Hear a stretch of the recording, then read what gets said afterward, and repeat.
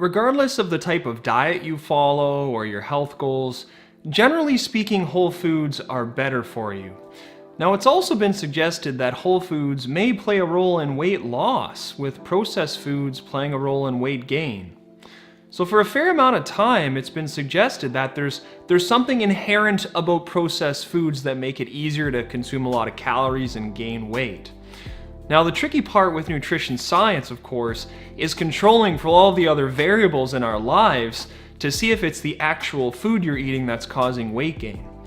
Now, thankfully, Kevin Hall and his research group have access to a metabolic ward.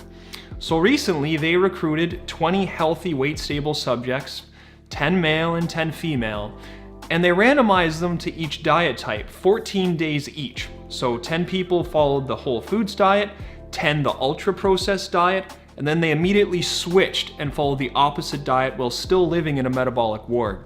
Now, although each group was consuming a different type of diet, whole foods or ultra-processed, the content was identical. So the same amount of calories, macronutrients, sodium, sugar, and even fiber was equivalent between groups. And what I like about this study is that to mimic real life, they were given 3 whole meals a day, but they were told to eat as much or as little as they wanted to. So just eat until you feel satisfied, just like you would at home. And to give you an idea of what these meals actually look like, the good thing is in the paper they showed pictures. So a typical whole foods breakfast consisted of Greek yogurt, apples, fresh berries into a parfait, and the ultra-processed breakfast was Honey Nut Cheerios, some milk, and a really processed blueberry muffin. And if you're curious to see what all these meals look like, I'll link the study below so you can see photographs of all the meals included over the course of the program. But in general, the ultra-processed diet included processed foods that were softer in texture, for example, whereas the whole foods meals were foods in their original form, like apples, berries, for example, like I mentioned in breakfast. So what did they find?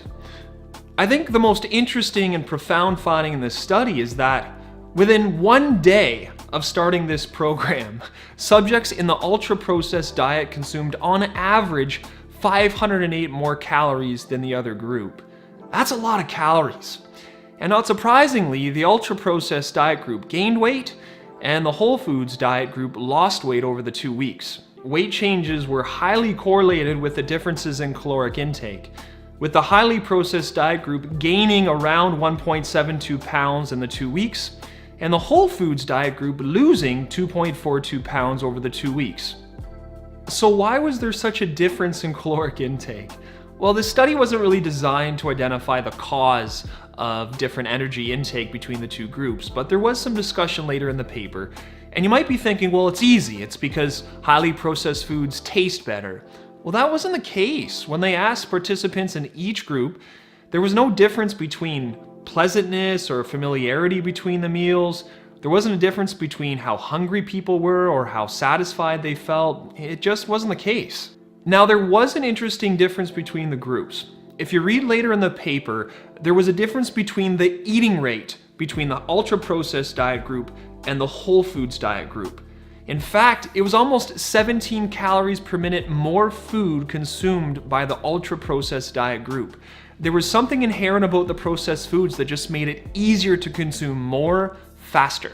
Now, another factor suggested by the paper is that the fiber in the ultra-processed diet group, at least a decent amount of it, was added in liquid form in the lemonade they drank, making it potentially easier to consume more of the solid foods in the processed diet. The ultra-processed diet group also consumed slightly less protein than the whole foods diet group, again, perhaps making it easier to consume more food. Looking at this study in general, there weren't a lot of subjects, and of course it's difficult to translate some of this data to the real world because these people were living on a metabolic ward, and of course we'll also have to repeat this data in multiple more studies to validate it, to make sure that what they're finding is the truth. I think it's reasonable, though, to read the suggestions that they made, in that ultra-processed foods may play a role in weight gain, and it may be reasonable to recommend people consume more whole foods, for a lot of health reasons, but in particular weight loss in reading this paper. The researchers finished with a good recommendation regarding public policy.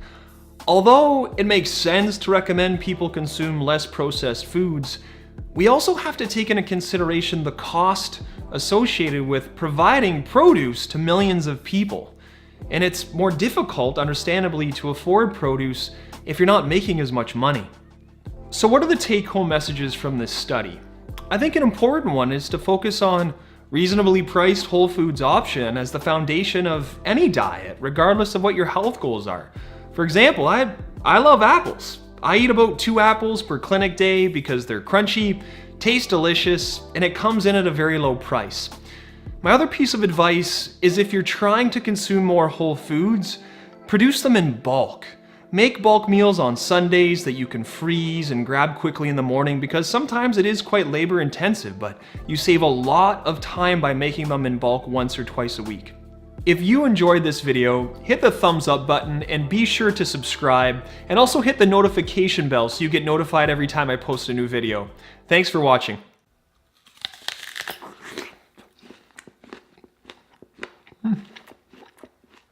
That's good.